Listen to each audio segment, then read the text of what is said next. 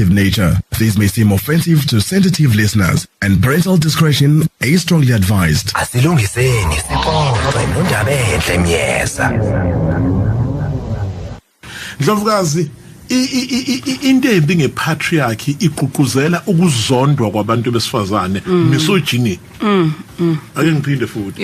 Into embi ngepatriarchy igqugquzela ukuzondwa kwabantu besifazane. Lithini igama lakho nalesingisi misogyny.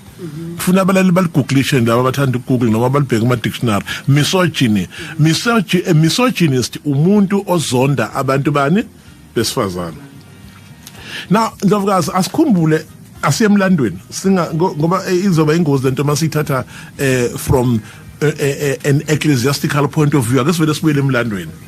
iChristianity yaqala icult, hayi ukuthi iorganized religion as you see it today. In fact muthatha izinto enjenge episcopacy ne priesthood zazingekho kwiChristianity, ziqhamuke manje nge-3rd century. Ake ngiphinde Ndlovukazi. Ayengekho ama-episcopal bishops, wabengekho abapriest, into yamanje. Buka-ke amanyala enziwa ama-church fathers athi esuka ayepreventa umuntu wesifazane ukuthi angaba umholi ebandleni. Amanyala, an antichrist tendency, a very satanic tendency, evil. Umufuna isihogo bucabanga ukuthi patriarch. Patriarch nesihogo into eyodwa, into efanayo. Same WhatsApp group. Same WhatsApp group. Yeah.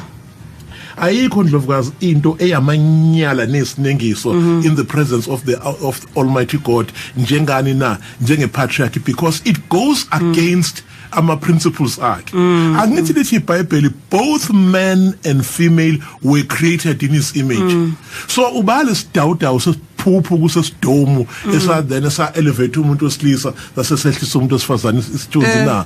So mina I think umzenziso ufika athi umuntu wesilisa umuntu odaliwe kwisimo sikamdala. The next thing uyasuka andamana inkosikazi wakhe ekhaya. Do you know Ndlovukazi, as a married woman, how painful it is ukudutshwa indoda endlini ingakhulumisi for one day. Indoda ingafuni ukukuthanda ngokocansi, indoda ikureject, ingafuni ukondla. I can imagine. Yeah. Ngoba ibusy khukhumela pha kupatriarch phela mina ngiyindoda. And once umuntu wesilisa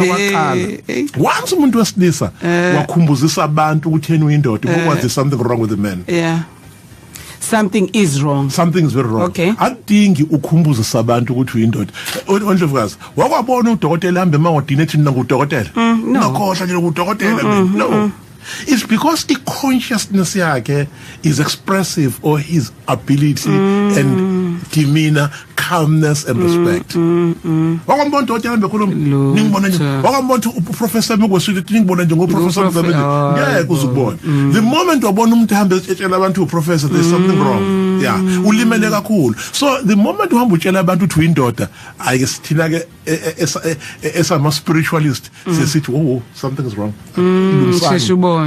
Asilungiseni bona ke because indoda kufanele ihambe expressa ukuthi indoda.